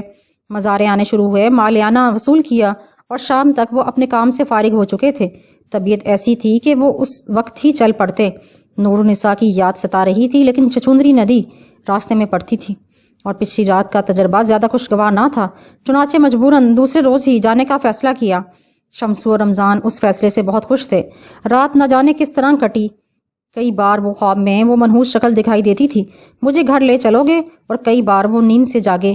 نور النساء بھی تصور میں آئی۔ آج دوسری تنہا رات تھی، وہ بھی انہیں یاد کر رہی ہوگی۔ بہرحال صبح ہو گئی اور ضروری تیاریوں کے بعد وہ چل پڑے۔ جوں ندی قریب آتی جا رہی تھی، ان کے بدن میں سنسنی پیدا ہو رہی تھی۔ دل میں ایک عجیب سے خوف کا احساس ابھر رہا تھا، لیکن ان کی بنسبت ان کے ملازم پرسکون تھے۔ اور پھر ندی پار کر کے وہ دوسری طرف نکل آئے۔ تب اچانک ان کے کانوں میں گھنگروں کی جھنکار گونجی اور وہ اچھل پڑے۔ انہوں نے دہشت زدہ نگاہوں سے چاروں طرف دیکھا اور پھر ملازم کی طرف، لیکن ان دونوں کے چہروں پر کوئی خاص بات نہ تھی۔ عظیم میاں نے اچانک گھوڑے کو ایڑ لگائی۔ وہ جلد از جلد اس علاقے سے دور نکل جانا چاہتے تھے، لیکن گھنگروں کی جھنکار ان کا تعاقب کر رہی تھی۔ پھر اچانک گھوڑے کو جھٹکا لگا اور اس کے ساتھ ہی انہیں اپنی کمر پر کسی کی گرفت کا احساس ہوا۔ عظیم میاں بدحواس ہو گئے اور انہیں اپنے کانوں کے قریب ایک سرگوشی سنائی دی، چلتے رہو میری جان، میں تمہارے ساتھ چلوں گی۔ اس سے قبل کہ وہ کوئی حرکت کرتے، گھوڑا بدک کر بھاگا اور اسے سنبھالنا مشکل ہو گیا۔ بلا شبہ ان کا شمار بہترین گھڑ سواروں میں ہوتا تھا، ورنہ عام آدمی ہوتا تو اب تک ان کی ہڈیاں سرما بن گئی ہوتی۔ کمر پر گرفت اب بھی موجود تھی، گویا وہ گھوڑے پر سوار تھی۔ عظیم میاں نے بہت کوشش کی کہ اسے نیچے گرائیں، لیکن کامیاب نہ ہوئے۔ وہ ٹھنگ ٹھنگ کر یہی کہہ رہی تھی، میں تمہارے ساتھ چلوں گی۔ عظیم میاں کی ہر کوشش ناکام ہو گئی۔ شمسو اور رمضان نہ جانے کہاں رہ گئے تھے۔ گھوڑا اب بھی جان توڑ کر بھاگ رہا تھا۔ پھر جو ہی انہوں نے رحمان پورہ کی سرحد پر قدم رکھا، گرفت خود بخود غائب ہو گئی۔ گھوڑے کی رفتار بھی سست ہو گئی اور وہ کسی قدر پرسکون نظر آنے لگا، لیکن عظیم میاں کے جسم میں اب بھی سرد لہریں دوڑ رہی تھیں۔ ملازموں کا کوئی پتہ نہیں تھا۔ وہ حویلی پہنچ گئے۔ ملازموں نے گھوڑا سنبھال لیا، لیکن عظیم میاں کی حالت ٹھیک نہ تھی۔ مالیانے کی رقم والد کے حوالے کر دی اور خود نور النساء کے پاس پہنچ گئے۔ نور النساء نے حسب توقع استقبال کیا تھا۔ کئی منٹ تک وہ اس سے لپٹی رہی تھی، پھر اس نے 2 راتوں کی کہانی شروع کر دی۔ عظیم میاں نے بہرحال پوری توجہ اور محبت سے یہ کہانی سنی تھی، حالانکہ ان کا دل بگڑ رہا تھا، بدن میں انچن تھی اور سردی لگ رہی تھی، جس کا انہوں نے اظہار کر دیا۔ تھکن ہو گئی ہوگی، آپ آرام سے سو جائیں، لائیں میں سر دبا دوں۔ نور النساء کے نرم ہاتھوں کے لمس سے بڑا سکون ملا اور نہ چاہتے ہوئے بھی نیند آ گئی، لیکن یہ نیند گھر والوں پر قیامت گزر گئی۔ بخار تھا کہ الامان الحفیظ لوہے کی طرح تپ رہے تھے۔ ڈاکٹروں اور حکیموں کی بھرمار ہو گئی۔ مصروفیت سے گردن نہ اٹھانے والے فہیم اللہ خان ہاتھ پاؤں چھوڑ بیٹھے تھے۔ بھائی دھانا بازو ہوتا ہے، پورا جسم مفلوج ہو گیا تھا، لگتا تھا سکتہ ہو گیا ہے۔ ایک دن پتھرائے ہوئے بھائی کے پاس بیٹھے تھے، خاموش جیسے کسی طوفان کو دل میں لیے بیٹھے ہوں۔ بھائی کو بھائی کے لیے اس طرح ڈوبے رہنے کی ایک اور داستان ختم ہو رہی تھی۔ وہ بھائی کے چہرے پر نظریں جمائے رہتے تھے اور نور النساء کی حالت خراب تھی، گمسم ہو کر رہتی تھی، ایک عجیب سی صورتحال ہو گئی تھی۔ آخرکار ایک دن ان کے جسم میں جنبش ہو گئی، پھر ہوش آ گیا، سب اس کے پاس موجود تھے۔ خیریت بھائی جان، کیا ہوا ہے؟ وہ حیرت سے بولے تو فہیم اللہ ان کے سینے پر سر رکھ کر سسک پڑے۔ یہ انوکھی بات تھی، فہیم اللہ کی آنکھوں میں تو آنسو کا تصور بھی نہیں کیا جا سکتا تھا۔ عظیم اللہ نے سخت حیرت سے کہا، بھائی جان آخر کیا ہوا، کچھ تو بتائیں۔ کچھ نہیں بیٹے، کیسی طبیعت ہے؟ انہوں نے خود کو سنبھالتے ہوئے کہا، ٹھیک ہے، بس کچھ کمزوری سی ہے، کچھ بیمار ہو گیا تھا۔ عظیم اللہ نے پوچھا، خود پر کیا بیتی کچھ معلوم نہیں تھا؟ حکیم ڈاکٹر نے تو جو کچھ کیا تھا کیا ہی تھا۔ بڑی بستی کے مولوی صاحب کے عیش ہو گئے۔ شمسو اور رمضان کی زبانی اس سفر کی تفصیل معلوم ہونے کے بعد جہاں فہیم اللہ نے عمدہ ڈاکٹروں کی تلاش میں دن رات ایک کر دیے تھے، وہیں بڑی بیگم صاحبہ نے جھاڑ پھونک کرنے والے اور جن اتارنے والوں کی تلاش شروع کر دی، اور نہ جانے کہاں سے بڑی بستی کے ان مولوی صاحب کا پتہ چل گیا تھا۔ بہرحال مولوی صاحب نے بھی اپنا علاج شروع کر دیا تھا اور اب سب سے زیادہ اکڑے وہی پھر رہے تھے۔ کم وقت نے مار مار کر ہڈیاں پسلیاں ایک کر دیں۔ بڑی خطرناک بلا تھی بیگم صاحبہ، آپ کو معلوم نہیں کیسی سخت محنت کرنی پڑی ہے۔ وہ بڑی بیگم یعنی عظیم میاں کی والدہ سے کہہ رہے تھے، اللہ آپ کی عمر دراز کرے مولوی صاحب، آپ کی کوششوں نے میرے بچے کو نئی زندگی دے دی۔ بیگم صاحبہ مولوی صاحب کی ممنون کرم تھیں، بڑے بڑے بزرگوں کا سہارا لیا ہے میں نے، باخدا عظیم میاں کی صحت کے بعد میرے لیے بہت سے کام باقی رہ جاتے ہیں تاکہ آئندہ کبھی ایسی کوئی دقت پیش نہ آئے۔ مولوی صاحب آہستہ آہستہ مطلب پر آتے جا رہے تھے، اب نہ جانے کون سی درگاہوں کے چکر کاٹنے پڑیں گے، تو بیگم صاحبہ اب مجھے اجازت دیں، میرا کام یہاں ختم ہو چکا ہے۔ اور بیگم صاحبہ نے مولوی صاحب کا منہ بھر دیا، اتنا دیا کہ وہ نہال ہو گئے۔ بہرحال یہ تو الگ بات تھی، گھر والوں کے ہاتھوں کے طوطے اڑے ہوئے تھے، عظیم میاں کی جان کے لالے پڑ گئے تھے۔ اگر کچھ گھنٹے اور ہوش نہ آتا تو نہ جانے کیا ہو جاتا۔ طبیعت کسی کی وجہ سے ٹھیک ہوئی ہو، انعام کے حقدار وہ سبھی لوگ تھے جو اس سلسلے میں کوشش کر رہے تھے۔ سب کو عظیم میاں کے ہوش میں آنے کی اطلاع مل گئی۔ نور النساء خاتون کی حالت بھی بہتر ہو گئی۔ سب کے منہ سے جب پتہ چلا کہ شوہر اب بہتر حالت میں ہے تو ان کے چہرے میں بھی تھوڑی سی رونق آ گئی، ورنہ دل تو چاہ رہا تھا کہ شوہر سے لپٹ کر اتنا روئیں کہ کلیجہ آنکھوں کے راستے باہر نکل آئے، لیکن رات ان کی تھی، دل کی حسرت انہوں نے رات کو نکال لی۔ عظیم میاں اپنی بیماری بھول کر ان کی دلجوئی میں لگ گئے، چہیتی بیوی کو یوں روتا نہ دیکھ سکتے تھے۔ بمشکل تمام خاموش کرایا اور سینے سے لگا کر لیٹ گئے۔ مجھے حیرت ہے، یہ ہوا کیا تھا؟ عظیم میاں تعجب سے بولے۔ سب کا کہنا ہے کہ کسی کا سایہ ہو گیا تھا، نور النساء نے بتایا۔ سایہ؟ عظیم میاں سرسراتی آواز میں بولے۔ انہوں نے اس خیال کی تردید نہیں کی تھی، بلکہ ان کے ذہن میں گھنگروؤں کی جھنکار گونجنے لگی تھی۔ ایک لمحے کے لیے وہ خاموش ہو گئے، کیا کیا جائے؟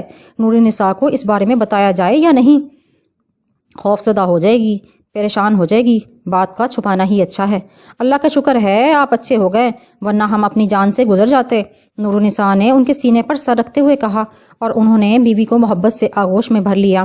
عظیم اللہ صحت یاب ہونے لگے اور تھوڑے دن کے بعد بھلے چنگے ہو گئے، مگر اب بھی کبھی کبھی ان کے ذہن میں گھنگروں کی جھنکار گونج جاتی اور وہ کافی پریشان ہو جاتے، خود کو بہلاوے دیتے۔ اب یہ آواز صرف سماعت کا وہمہ تھی۔ ہاں، دوبارہ انہوں نے ادھر کا رخ نہیں کیا، وہاں سے مالیانہ وصول کرنے کے لیے دوسرے لوگوں کو ہی بیچ دیتے تھے۔ زندگی معمول پر آ گئی تھی، چھوٹے چھوٹے واقعات ہی روزمرہ کے ماحول میں ہلچل پیدا کرتے رہتے تھے۔ پچھلے دنوں سے نور النساء پر اولاد کا پھر بھوت سوار ہوا تھا، اور وہی رٹ جاری ہو گئی تھی کہ کسی عمدہ ڈاکٹر سے مشورہ کیا جائے، اور پھر ایک چھوٹا سا حادثہ بھی ہو گیا جس سے خاصی بدمزگی پیدا ہو گئی۔ سارے گھر کو معلوم ہو گیا کہ نور النساء اولاد کی خواہش مند ہیں۔ زندگی میں پہلی بار عظیم میاں بیوی سے ناراض ہو گئے۔ آپ کو شاہانہ بھابی سے اس تلخ کلامی سے نہیں پیش آنا چاہیے تھا نور، وہ میری بہن ہے، آپ سے زیادہ میں ان سے محبت کرتی ہوں، میں نے ٹھیک کیا، بڑا ناز کرتی ہیں اولاد پر، نور النساء نے تڑ سے جواب دیا۔ آپ خاصی گستاخ ہو گئی ہیں نور، تو مجھے میکے بھجوا دیں، نور النساء نے کہا، اور عظیم اللہ خان بھونچکے ہو کر انہیں دیکھتے رہ گئے، پھر خاموشی سے اٹھ کر باہر نکل گئے۔ نور النساء کے اس روز کے رویے سے انہیں کافی دکھ ہوا تھا، سمجھ میں نہیں آ رہا تھا کہ نور النساء کو کیا ہو گیا ہے۔ دل ایسا گھبرایا کہ دلاور باغ چل دیے جو ان کی اپنی ملکیت تھا۔ دلاور باغ کے ایک گوشے میں وہ منتشر ذہن لے کر بیٹھ گئے۔ ان کے ذہن میں نور النساء کے الفاظ گونج رہے تھے کہ اچانک گھنگروں کی جھنکار کانوں میں گونجی اور وہ اچھل پڑے، خوفزدہ نگاہیں اٹھائیں اور بدن میں لہو سرد ہو گیا۔ وہ سامنے ہی موجود تھیں اور اپنے مخصوص انداز میں مسکرا رہی تھیں۔ میں تمہارے ساتھ ہوں، اس کی زکام زدہ آواز سنائی دی۔ तुम मेरा पीछा नहीं छोड़ोगी? दिल को भा गए हो, आसानी से तो ना छोड़ूंगी, उसने फाहशाओं के अंदाज में कहा। तू आसानी से मुझे हासिल भी नहीं कर सकती। उसने अजीमुल्ला की बात के जवाब के बजाय कुछ ना कहा और कूलों पर हाथ रखकर मटकने लगी। अजीमुल्ला ने उसके पैरों की तरफ देखा तो एक बार उनके हवास जवाब देने लगे। उसके पैर इंतहाई बदनुमा और पीछे की तरफ मुड़े हुए थे। अजीम मियाँ के जिस्म में सर्द लहरें दौड़ने लगीं। वो उन्हें देखकर मुस्कुराती रही, फिर आहिस्ता आहिस्ता आगे बढ़ गई। उसके अल्फाज अब भी अजीमुल्ला के कानों में गूंज रहे थे। उनकी समझ में नहीं आ रहा था कि क्या करें। घर वापस आ गए, पहले की तरह बीमार तो ना पड़े, हाँ फिक्रमंद ज़रूर हो गए। घर आने के बाद पहली बार उन्होंने नूरुन्निसा के मुतालबे पर गौर किया। क्या हर्ज है अगर इसकी ख्वाहिश पूरी कर दी जाए, कम अज़ कम इसे तसल्ली ही हो जाएगी। उसी रात वालदा से गुफ्तगू की, अगर आप हुक्म दें अम्मी, हजूर तो नूरुन्निसा को शहर ले जाकर किसी लेडी डॉक्टर को दिखा दूं। मुझे कोई एतराज़ नहीं बेटे, जैसे तुम खुश हो। हालांकि अभी कोई वक्त नहीं गुजर गया, मैं इस हंगामे को फ़ुरू करना चाहता हूँ अम्मी हजूर। ठीक है, अम्मी ने मंजूरी दे दी। दूसरी पेशी शहाना बेगम के सामने हुई। शहाना बेगम लाख उनसे मोहब्बत करती थी, लेकिन बहरहाल औरत थी। उस दिन उन्हें भी चढ़ गई थी। तुम्हारी बीवी है, जो दिल चाहे करो। भाभी हजूर, आपकी इजाज़त ज़रूरी है। अब नहीं अजीम मियाँ, अल्लाह ताला तुम्हें औलाद से नवाजे। भाभी हजूर, हमने आपको अपने हर दुख का शरीक समझा है। लेकिन निभा ना सकोगे इस बात को अजीम मियाँ। निभाएंगे भाभी। तो फिर साफ कह दो नूर बीबी से कि अभी कुछ नहीं किया जाएगा, इंतज़ार करो। गज़ब खुदा का, वो इतनी मुँह ज़ोर हो गई कि सबके मुंह आए। वो करें जो ख़ानदान में नहीं हुआ, खुदा की खुदाई में दखल दें। और अजीम मियाँ गंग हो गए। कई मिनट सोचते रहे, फिर उठते हुए बोले, आपके हुक्म की तामील होगी भाभी हजूर। और फिर रात की खलबत में उन्होंने नूरुन्निसा से साफ कह दिया कि वो अब इस बारे में कुछ ना कहे। नूर के सर पर खेल रही थी। उसने बफर कर कहा कि वो मेकी चले जाएगी। खुदा हाफिज़ नूर, आप अम्मी हजूर से इजाज़त लेकर चली जाएं। मैं किसी से इजाज़त नहीं लूँगी, ये आपकी मर्ज़ी है। बात कुछ ज़्यादा सख्त हो गई थी। नूरुन्निसा ने अम्मी हजूर से इजाज़त तलब की तो उन्होंने इजाज़त दे दी और नूरुन्निसा शौहर से मिले बगैर मेके चले गई। इस तरह अचानक आ जाने से मेके वाले हैरान ज़रूर हुए थे, लेकिन नूरुन्निसा ने सही बात बताई और कहा कि कुछ रोज़ के लिए इजाज़त लेकर आ गई हैं। इज़्ज़तदार लोग थे। मेके वालों ने ससुराल से भिजवाया तो तस्दीक कर दी गई। नूरुन्निसा ने कुछ ज़्यादा ही हाथ पांव निकाले। उनके एक रिश्ते की खाला बड़ी कुटनी थी। उनसे जिक्र हुआ तो उन्होंने वादा किया कि वो किसी झाड़ फूंक करने वाले से मशवरा करेंगी। और फिर ये किस्मत की यावरी या बदकिस्मती भी थी कि खाला की मुलाकात माई जबूती से हो गई। माई जबूती एक पुरस्रार औरत थी। नई नई वारिद हुई थी, शायद 4-5 रोज़ कबल यहाँ आई थी। हसनाबाद के इंतहाई सिरे पर एक झोंपड़ी में रहती थी। गोहर खाला को खुद उसने मुखातिब किया था। किस तलाश में हो गोहर बेगम, उसने मुस्कुराते हुए कहा। और खाला गोहर बेगम हैरान हो गई। आप कौन हैं और मुझे किस तरह जानती हैं? तार के दुनिया हूँ और दुनिया के राज जानती हूँ। जबूती ने कहा, मेरे पास तुम्हारे दर्द का दरमा मौजूद है। क्या मतलब? भांजी के लिए औलाद की ख्वाहिशमंद हो? अरे, गोहर बेगम शशतर रह गईं। अभी तो उन्होंने दिल का हाल से कहा ही नहीं था। चुनाचे वो माई जबूती के कदमों में गिर गईं। माई जबूती के पाँव बहुत लंबे थे और उन पर उसने एक अजीब सा गलाफ चढ़ाया हुआ था। तुम ही मेरी मुश्किल का हल हो माई जबूती, मेरी मदद करो। ठीक है, कल रात 12 बजे नूरुन्निसा को चादर उड़ाकर मेरे पास ले आओ, मैं इंतज़ार करूंगी, माई जबूती ने कहा। और खाला वादा करके चले गईं। उन्होंने नूरुन्निसा से कहा और नूरुन्निसा तैयार हो गईं। दूसरी रात ठीक 12 बजे वो एक स्याह चादर ओढ़कर दूसरों की निगाहों से छुपती छुपाती खाला गोहर के साथ बाहर निकल आईं। ये सब कुछ इस ख़ानदान में कभी नहीं हुआ था। नूरुन्निसा ने इसकी रीत तोड़ दी थी। 12 बजे दोनों खाला भांजी माई जबूती की मनहूस झोंपड़ी के सामने थीं। अंदर रोशनी हो रही थी। तब माई जबूती की आवाज़ सुनाई दी, गोहर, नूरुन्निसा को अंदर भेज दो और तुम यहाँ से 50 गज दूर जाकर इंतज़ार करो। और नूरुन्निसा अंदर दाखिल हो गई। बाहर से ये झोंपड़ी जिस कदर छोटी नजर आती थी, अंदर से इस कदर छोटी ना थी। अजीब पुरस्कार सा माहौल था। माई जबूती एक चादर ओढ़े बैठी थी। अंदर अजीब सी खुशबुएं बिखरी हुई थीं। काफूर की बू किसी हद तक नागवार महसूस हो रही थी। नूरुन्निसा धड़कते दिल से माई जबूती के पास पहुंच गई। तब बूढ़ी शैतान का चेहरा उसके सामने आ गया। भयानक चेहरा था। उसके कंधे पर एक स्याह मैना बैठी थी। दूसरे कंधे पर एक बिल्ली मौजूद थी। छाने के पास 3 चूहे लटक रहे थे। नज़दीक एक मेंढक भी मौजूद था। उसने मुस्कुराते हुए नूरुन्निसा की तरफ देखा और नूरुन्निसा का चेहरा धुआं हो गया। उसकी आंखों में देखकर खून सर्द होता था। बैठ जाओ, बूढ़ी की आवाज़ गूंजी। ये आवाज़ भी काफ़ी भयानक थी। वो नाक में बोल रही थी।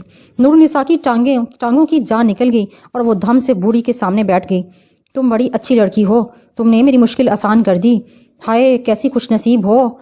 बड़ा बांका जवान है तुम्हारा शौहर। सुनो, क्या तुम मुझे 40 दिन के लिए अपना शौहर उधार दे सकती हो? نورالنساء نے اٹھ کر بھاگنے کے بارے میں سوچا، لیکن جسم تھا کہ پتھر کا ہو کر رہ گیا تھا، حلق خشک ہو گیا تھا، کچھ بھی نہ ہو سکا۔ تم کیا دو گی؟ میں خود اسے حاصل کر لوں گی، سمجھی؟ میں خود حاصل کر لوں گی۔ ٹھیک 40 دن کے بعد اپنے مکان میں آ جانا۔ جو کچھ کہہ رہی ہوں اسے غور سے سن لو۔ تمہیں ایک چوہا شکار کر کے لانا ہوگا۔ 40ویں دن ٹھیک 12 بجے کسی طرح اپنے کمرے میں داخل ہونا۔